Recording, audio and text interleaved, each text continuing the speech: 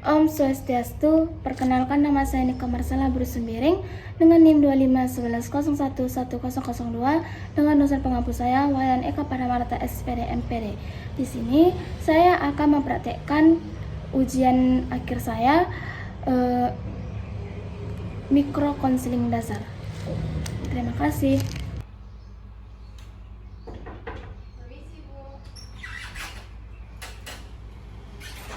Silakan masuk.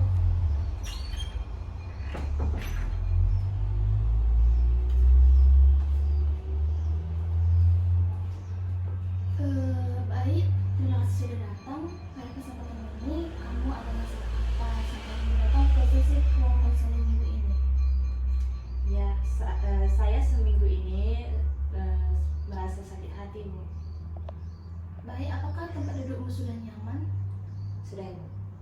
Baik, sebelum kita masuk sesi konseling di kata hari ini, alangkah baiknya ibu ingin tahu siapa namamu dan kamu dari mana sampai kamu jauh-jauh datang ke tempat ibu.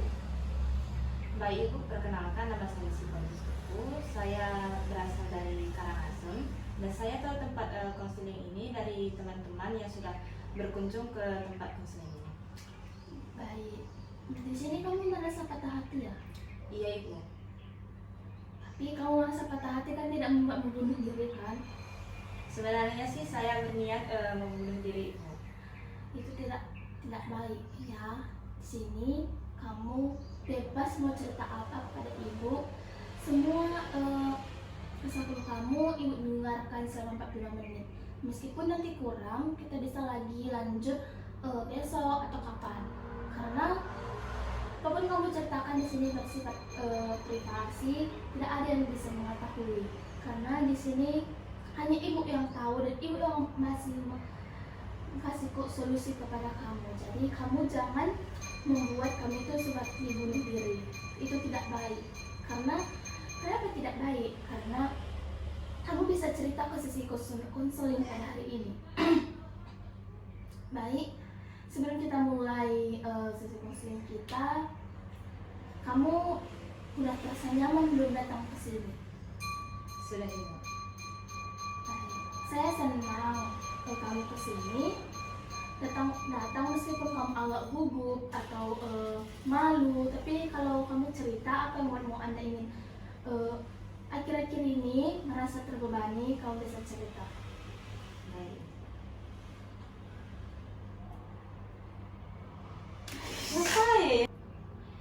Saya senang kamu datang ke ruangan ibu, meskipun kamu gugup bercerita atau malu dan lain-lain. Saya bisa membantu kamu sebisa ibu. Akhir-akhir ini saya merasa terbeban karena hubungan saya dengan seseorang yang sangat saya cintai jadi makin rumit. Sepertinya Anda merasa terbeban dan mungkin lelah dengan situasi itu ya? Iya, benar. Saya capek. Saya sayang sekali sama dia, tapi sering merasa tidak dihargai. Boleh kamu cerita lebih lanjut dan hal dalam aja Anda merasa tidak dihargai karena masalah percintaan Anda yang sangat rumit ini, sampai Anda ingin mengorbankan kalau Anda membunuh diri. Dia sering mengabaikan pesan saya, lalu tiba-tiba datang kalau butuh sesuatu. Rasanya saya cuma tempat singgah. Jadi Anda merasa dia hadir saat membutuhkan Anda dan itu membuat Anda seperti tempat singgah baginya karena Anda tidak dihargai dalam pesan kamu ya. Ya, itu yang saya rasakan saat ini. Hubungan kalian ini tampaknya bukan hanya soal komunikasi yang kurang, tetapi juga menyentuh nilai diri Anda bahwa Anda ini dicintai dan diperlakukan dengan seimbang. Apakah Anda pernah sangat iri kalau orang ada yang bermesraan di restoran, di kafe, atau dan lain-lain? Iya, saya sering juga iri dengan hubungan orang melihat orang begitu dieffortkan oleh pacarnya, sedangkan saya saja tidak sering dihargai oleh pacar saya. Tadi saat Anda berkata terlalu sering mengekspresi, Anda tampak menang sesuatu. Apa yang muncul di pikiran Anda? Kamu jangan sungkan kepada ibu. tapi saya jarang mengakui itu. Saya takut kalau saya jujur, dia pergi. Jadi ada keyakinan bahwa bila Anda menunjukkan kebenaran kepada Tuhan, Anda dia meninggalkan Anda. Betul, saya ikut takut kehilangan. Padahal saya juga tahu hubungan ini sepertinya sangat melelahkan. Dari cerita Anda hari ini, kita melihat bahwa Anda sangat mencintai seorang, tetapi sering merasa tidak dihargai. Anda banyak mengolah karena takut kehilangan, namun di sisi lain Anda lelah dan ingin hubungan yang lebih seimbang. Ya, itu yang saya merangkum semuanya dengan tepat. Di sini Ibu merangkum semuanya. Kalau meskipun kamu bercinta ataupun lain-lain, atau pesan kamu tidak dihargai, kamu harus mengevaluasi diri. Misalnya itu kamu rajin olahraga, menyanyikan lagu-lagu yang pokoknya jangan yang galau lah. Kamu kayak bersepeda di sore, harus semuanya kamu lakukan itu karena kamu di sini ingin membunuh diri. Kamu mempunyai pikiran yang negatif tentang ini semua. Dari cerita kami ini saya juga mengetahui kalau pesan kamu sering diabaikannya. Iya Ibu, pesan saya sering diabaikan seolah-olah saya tidak diakui seperti pasar. Nah, tapi kalau misal kalau kamu mencari orang yang baru, kenapa kamu tidak bersosialisasi dengan mereka? Kenapa harus dia? Apa yang membuatmu dia bahagia sehingga kamu tidak merasa bunuh diri? Sebetulnya Ibu, saya terlalu sangat suka sama dia. Seakan-akan saya tidak mau mencari orang baru lagi atau berkomunikasi dengan orang baru, meskipun orang baru masih banyak di luar sana dari dia, tapi saya lebih memilih dia. Pendapat Ibu ya, kalau gitu pikiran kita, kapan kita mulai keluar dari zona gitu? Tidak harus dia. Kenapa? Karena masih banyak cowok di dunia ini, masih banyak cowok yang lebih keren daripada dia. Kenapa kita harus sepertinya kayak kita udah mau bunuh diri gara-gara sifat dia yang terlalu egois, emosi? Kenapa seperti itu? Apakah itu membuatmu kamu tidak mau lagi tertarik kepada orang lain? Mungkin ya Ibu. Apa emang kelebihan darinya sehingga kamu tidak tertarik lagi kepada orang lain? Kelebihannya sih banyak Ibu. Sepertinya dia walaupun kami LDR, dia menemani saya video call sampai pagi, sampai berangkat kuliah baru video call yang mati.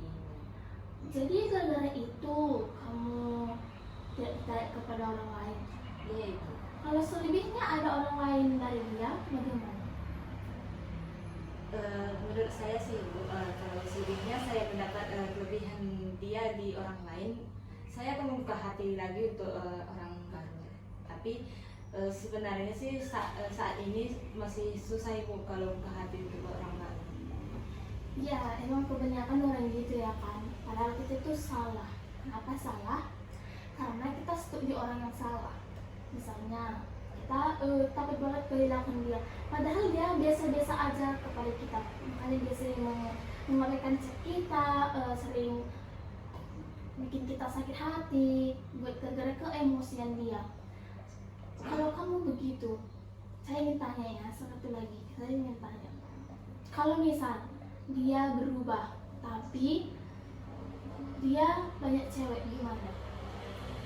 Bisa yang kalau gitu kan Ibu, kalau misalnya dia berubah, kalau punya cewek lebih dari satu, ya saya akan membuka hati, akan seikhlasnya, maka saya membuka hati untuk orang baru. Di situ bukan kamu belum ikhlas, tapi karena kamu tidak ingin lagi terbayang-bayang bayangan dia, sehingga kamu membuka hati, tapi kamu masih ada di hati. Misalnya gini, kamu buka hati kepada orang lain, tapi hatimu masih stuck di dia. Kamu itu nggak seikhlasnya sayang kepada yang baru. Kamu itu masih mengingat bayang-bayangan masa lalu. Jadi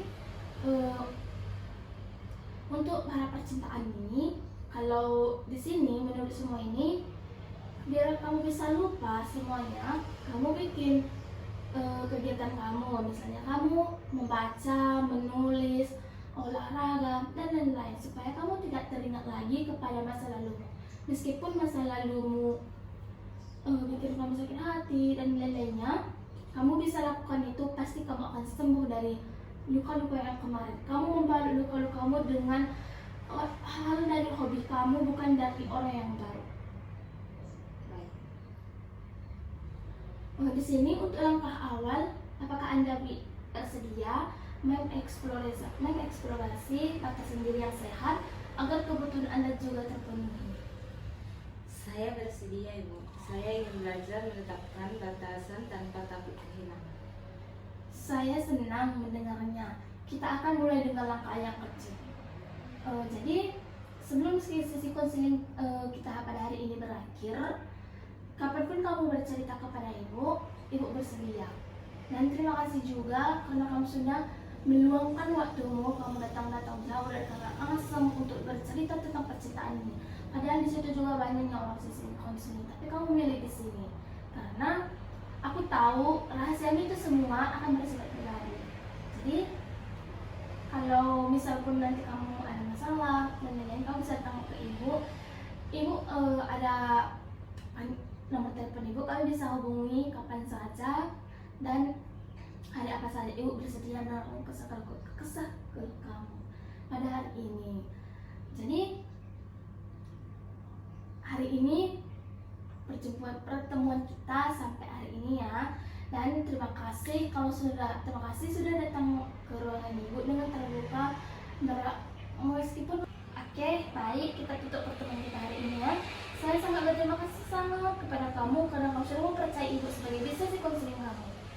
Meskipun nanti perjalanan kamu jauh ke Karangasem, semoga kamu selamat sampai tujuannya.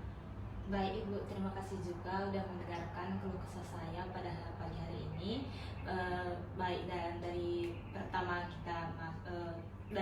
saya bercerita sampai pada akhir ini, Ibu memberikan solusi untuk saya mengucapkan banyak terima kasih. Ya.